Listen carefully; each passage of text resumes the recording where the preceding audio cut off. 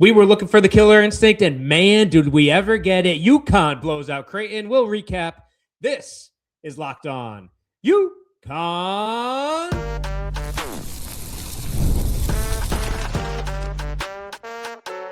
You are Locked On UConn, your daily podcast on the UConn Huskies.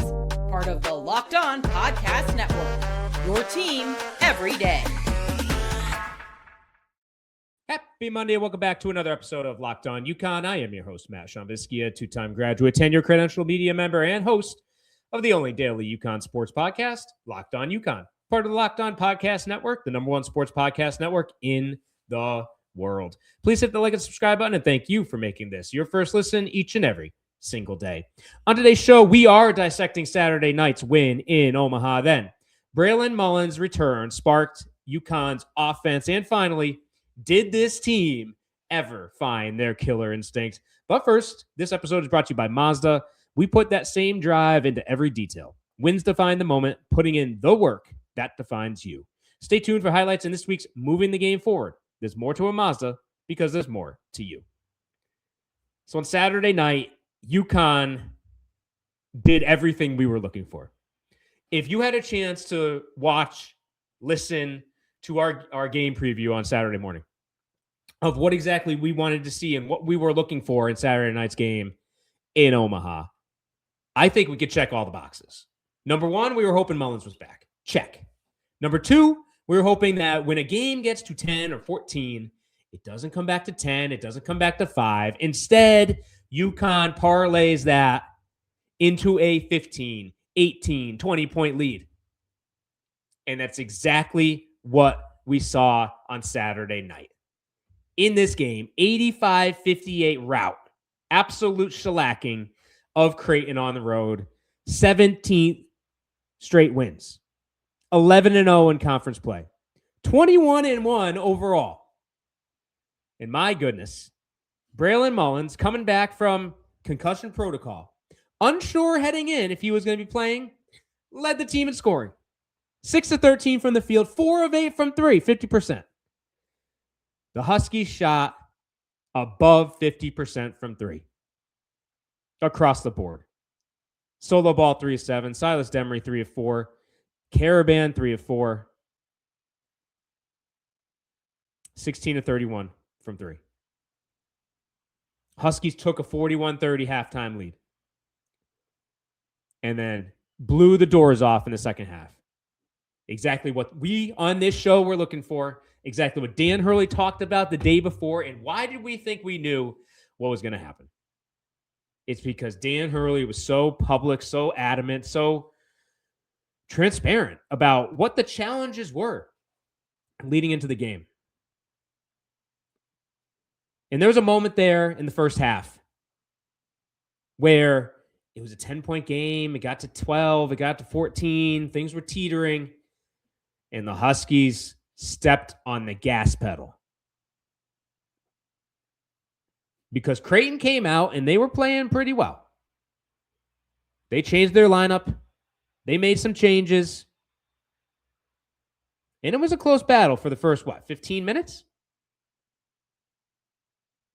But then UConn took it to them. And they did not let up.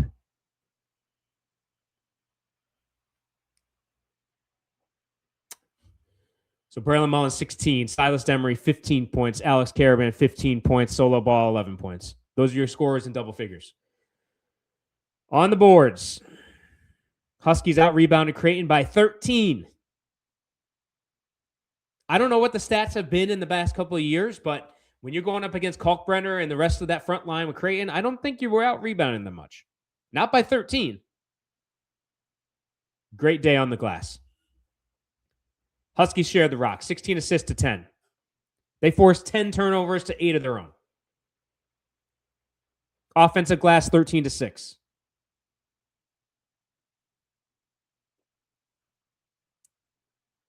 And they won by 27, despite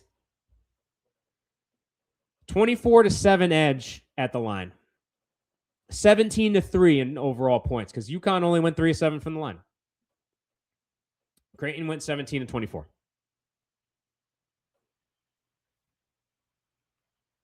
Just a great showing. Terrace Reed fouled out. It's a concern because he had the night before. He only played 19 minutes.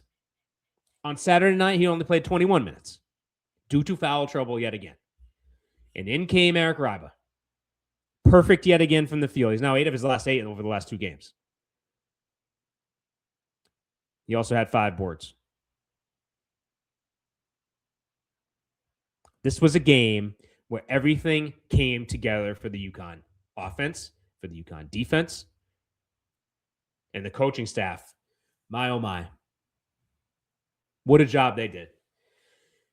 Because it's been a month, 1 full month since we've seen what this team is capable of. 1 full month of questioning on this show whether this team was going to be cut out for March. We know that they have the capability in them. We know they have the experience. We know they have the leadership. We know they have the depth. We know that they have the championship caliber defense. No questions about that. But when you go a full month from December 31st to January 31st, in between, not really playing up to your potential, letting teams creep back into games, letting lower level opponents stick around, that's where the concern was coming from. But on Saturday night, my questions have been answered. My concerns have been addressed. And goodness gracious, you know the record of UConn going to Creighton. You know the experiences that they've had there. You know how Dan Hurley's been treated there. It's been a tough environment and a tough place for this UConn team to play since they came to the Big East.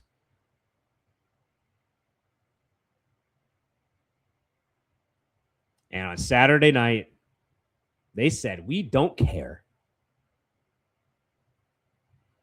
If you were around for the early show on Saturday, pregame,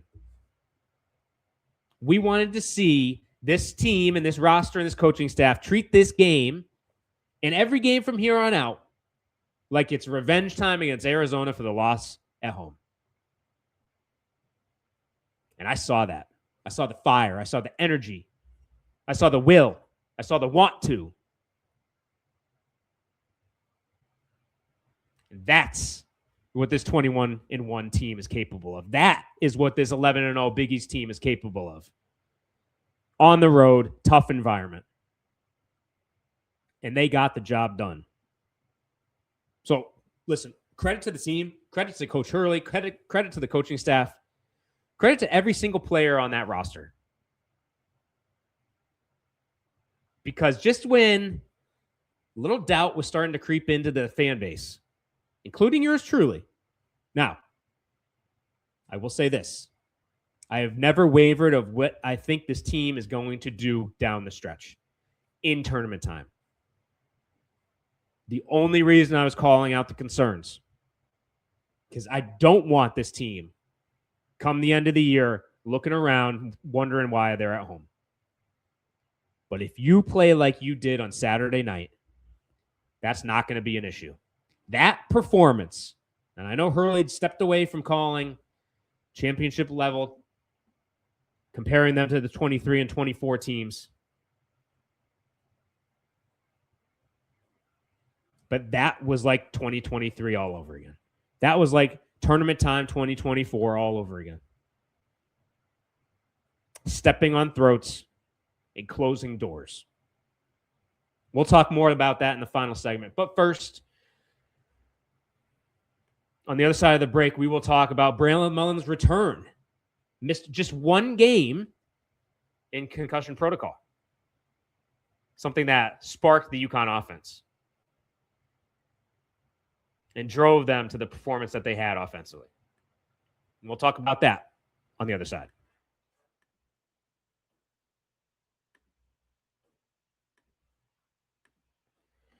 It's the last call for football on FanDuel. One final Sunday, one last kickoff, the final chance to get in on the action before the NFL season officially comes to a close.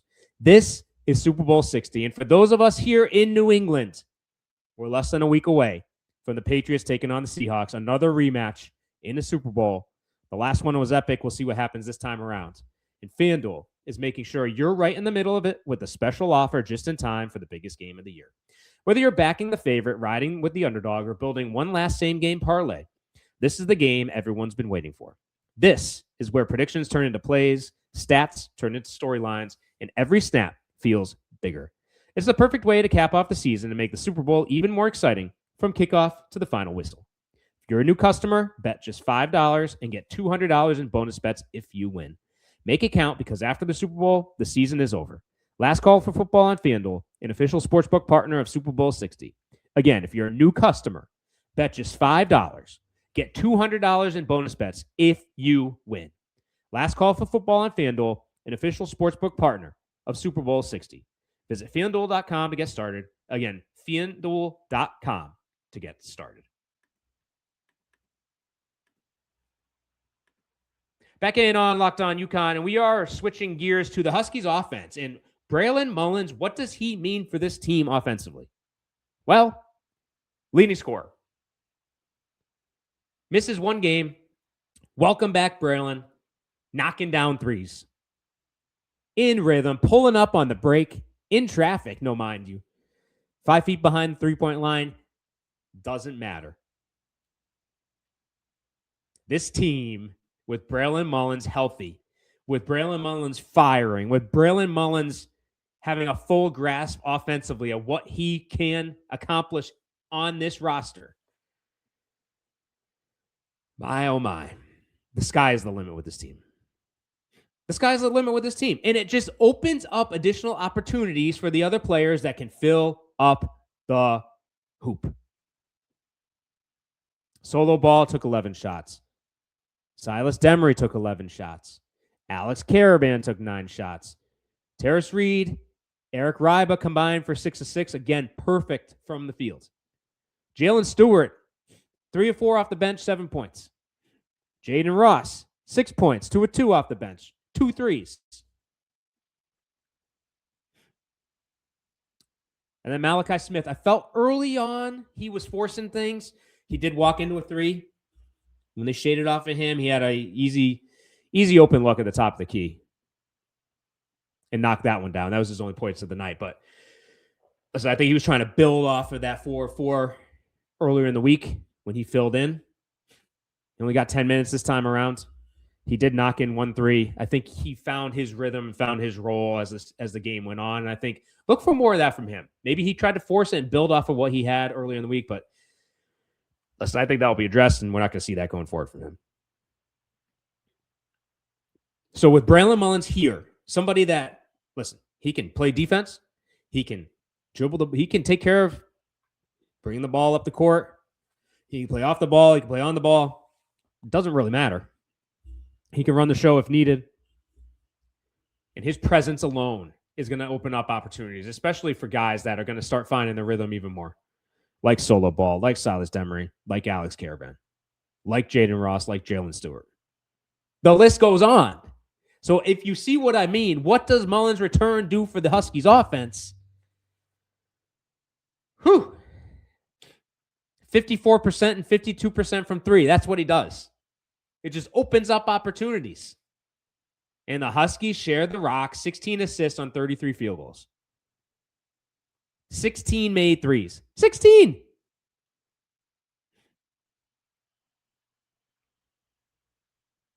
There's nothing not to like about what transpired on Saturday night. I come off that game. If you can't tell, I've got some energy here today because I was concerned a bit. Now I'm flying high. Because me, you know me, being Mr. Optimism over here of the UConn fan base, I only need one. I only need to see them do again what they did on New Year's Eve. And with Braylon Mullins healthy, and this team cooking offensively, and his presence alone is going to continue to allow the Huskies, and if they do it every game, they're going to win like this every single game, shoot over 50%. And then when you go down on the other side of the floor, shut them down. Remember what we talked about pregame? You hit a couple threes, It's a 9-0 run just like that within a minute 10. And then you go down and shut them down defensively because your defensive efficiency is so good this year. When you're full strength, this team is going to be so hard to stop. And Braylon Mullins is a key to that. This team can roll with or without him. But if he's there healthy, leading the way offensively, the rest of this team is just going to take advantage time and time again, possession after possession. And it's only going to spell big things ahead. It's only going to spell good things ahead. It's only going to lead to things that are elite. That this program has accomplished, 6 times before. So like I said, I only needed one. We saw what they can do at Xavier New Year's Eve. They had the 1-month lull, like they've had in 23 and in 24, especially in 23. They had that January gap where there's a lot of concern, and then they had a performance that I thought was the turning point in 23 at Madison Square Garden against St. John's. To me, that was a turning point.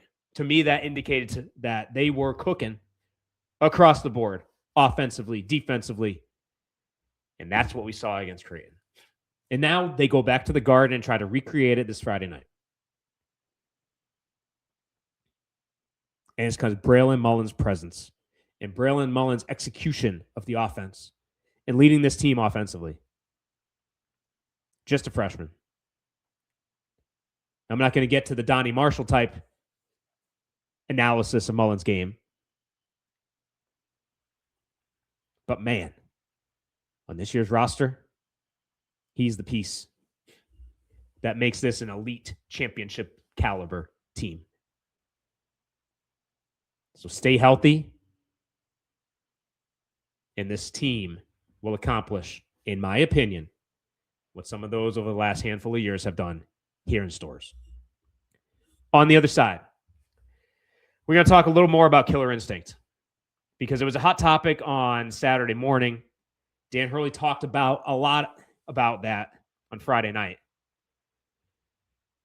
It's exactly what transpired. We'll be back.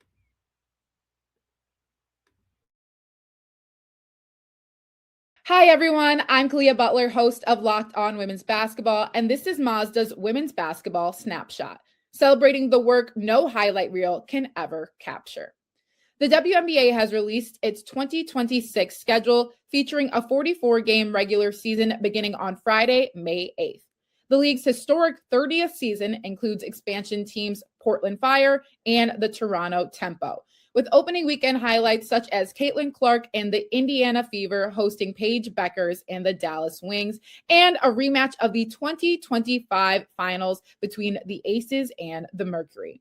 In college hoops, South Carolina handed Vanderbilt its first loss of the season with a dominant 103-74 win. These moments are earned off the clock, those long before the lights ever come on. The sweat, the fakes, the doubt, the scrapes, and coming back for more every time. Mazda puts the same drive into every detail. Wins define the moment. Putting in the work, that defines you. There's more to a Mazda because there's more to you.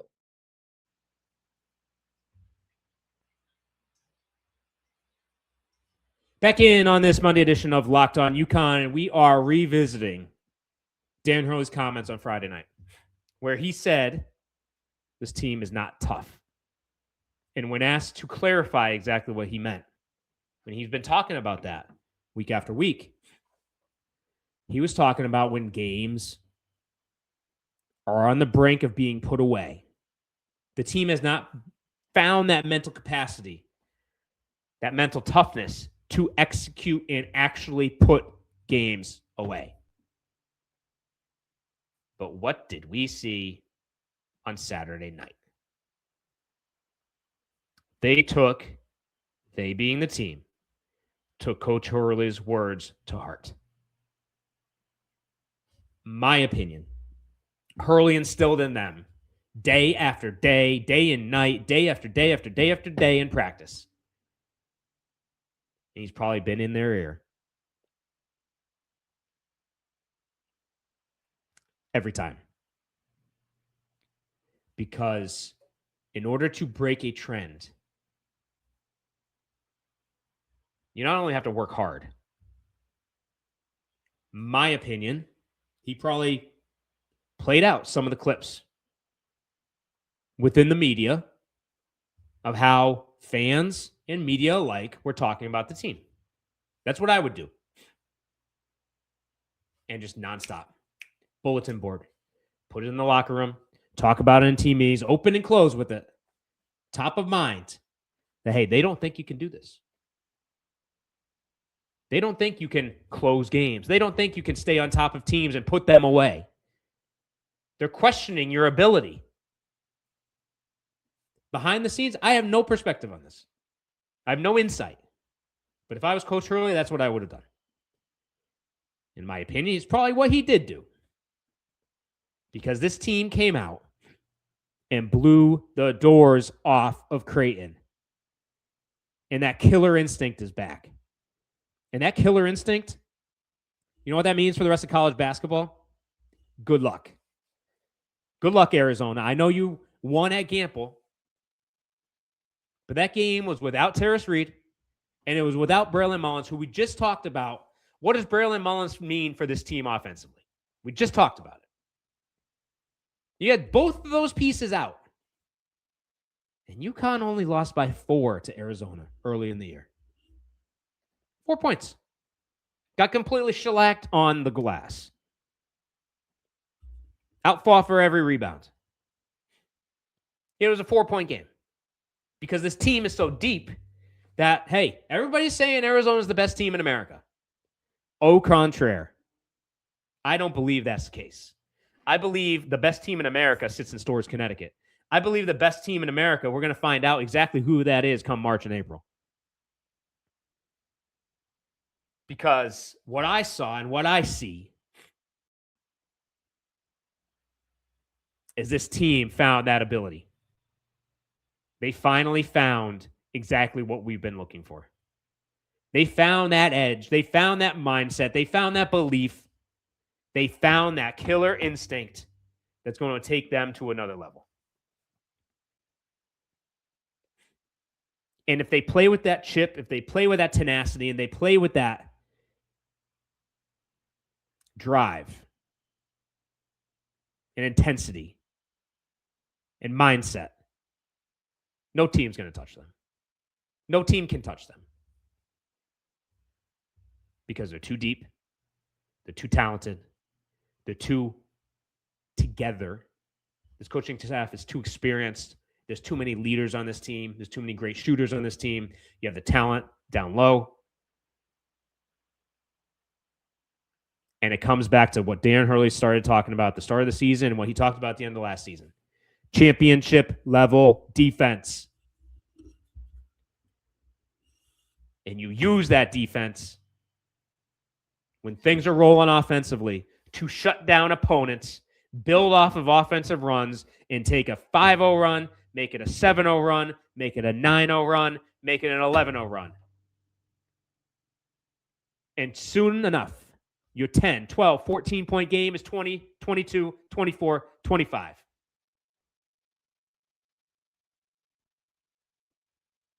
And this team found a way to do it. And it's going to become the norm. History has a habit of repeating itself. Trends happen. With this coaching staff, I'm looking back at 23 and 24, where you have that step back in January, and then it's pedal to the metal, gas pedal all the way up, baby. Rest of the season. So if you remember a few shows ago, a couple weeks back, we were talking about that ebb and flow of the season. But as long as you're continuing up on this, you can have some downswings. But as long as you start here, even you can have a little dip. But as long as you're peaking at the right time, that's all that matters. And this is the start. There's no way one game is a peak with this team. This is the start of that last stretch of the season where they're working their way up and there's no further going back down. So they're going to be working their way into peak at end of season. As long as they continue with this mindset, continue with this chip on their shoulder, and continue to put games away. So listen, overall recap. How could you not how can you not love what you saw on Saturday night? 85, 58, 17 straight, 21-1, 11-0 in conference. And it's a quick turn. You got Tuesday night, Xavier at home, People's Bank Arena, Hartford, 7 p.m. It's a quick turn. I love it. Why? I want to see build off that momentum that they started at Creighton. I don't want a one week lull. I want back in the gym, back on the court, back in game action as quickly as we can possibly get. Because I don't want this to be a one-game wonder. I want this to be the start of the back end of a season where this team's playing up to its potential. And that killer instinct that Dan Hurley's instilling in this group, it's here to stay. It's here to stay. No doubt. No doubt. No doubt. So as we finalize our recap from Saturday's win over Creighton, we want to make the everydayer a cool thing to be. The truest fan is the everydayer. You reward your everydayers each and every single day. If you never miss an episode, it's time to make it official.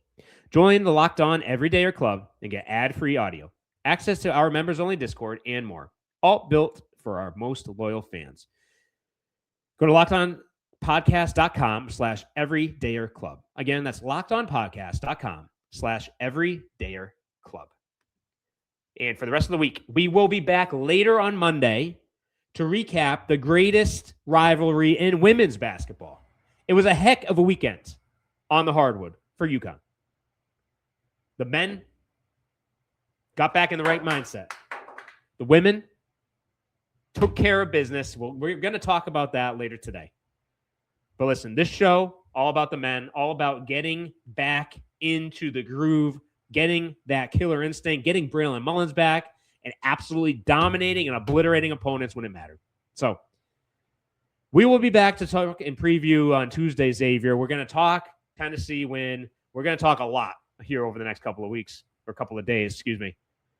But for now, signing off. Thank you all for listening. Please hit the like and subscribe button, and thank you for making this your first listen each and every single day. And as always, go Huskies!